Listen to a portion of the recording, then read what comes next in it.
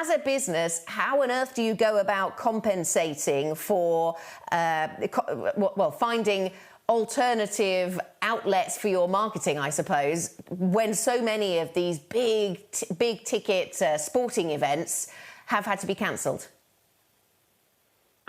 Well, thank you. And thank you, Anna, for having me today. I think, as with any crisis, it's about people first. And given the fluidity that COVID-19 presents, essentially it's a black swan that's playing out in different waves in different countries and different segments and differently. We have been monitoring the situation closely while putting the safety and well-being of our employees, our cardholders, and our partners first. And UEFA is very much a key partner of ours, as are our other sponsorship partners. At the same time, one thing we are seeing with COVID is the need for people to stay connected, the need for people to talk. On the B2B side of events, we're seeing increased levels of engagement and participation, and we expect the moment UEFA comes back, it will be the 2020, one of the most important 2020 sporting events of the year, because people want to stay connected, even if it's in a different format, like you just mentioned and you outlined.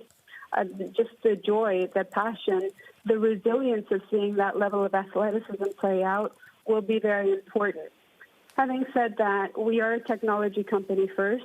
We have shifted our marketing strategy many years ago from traditional advertising to experiential marketing. And already 2 years ago, we've been streamlining things like the master classes at Cannes Film Festival to include thousands of film students when we interview award-winning directors. So we have already had a hybrid events approach for quite some time.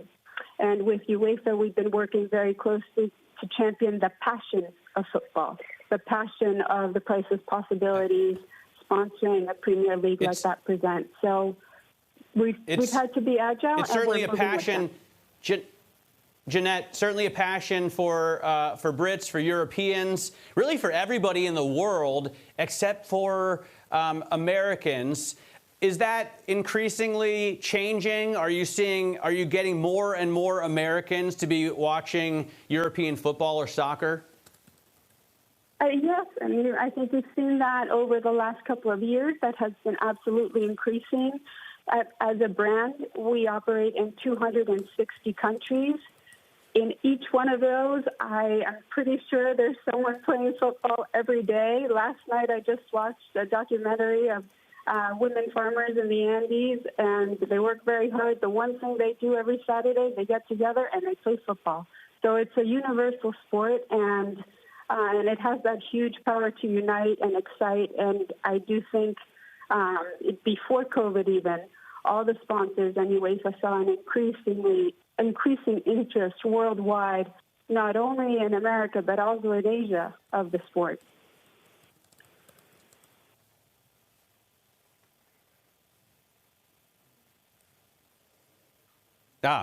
Okay. I was just taken by the pictures here, playing in the rain.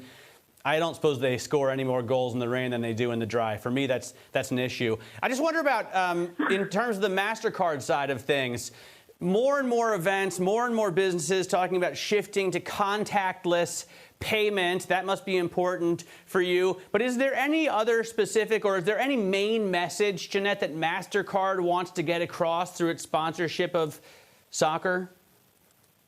Yes, absolutely. So, yeah, for 1 second, just speaking about contactless, so the ability to tap and go and use your wearables or your phone to pay, and in the current situation, that's gone up to 78% of card-present transactions.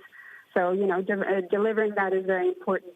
But the reason we partner with UEFA is because of the 2.6 billion consumers we serve, one of the main passions they have is football. And UEFA sees the world that same way. So in a moment of crisis like this, those 25 years of working with UEFA, having a shared vision of the universality of the game, having a shared vision of how it can be a force for good in the world, we will always champion that, and we will also always sponsor that kind of opportunity and access for our cardholders.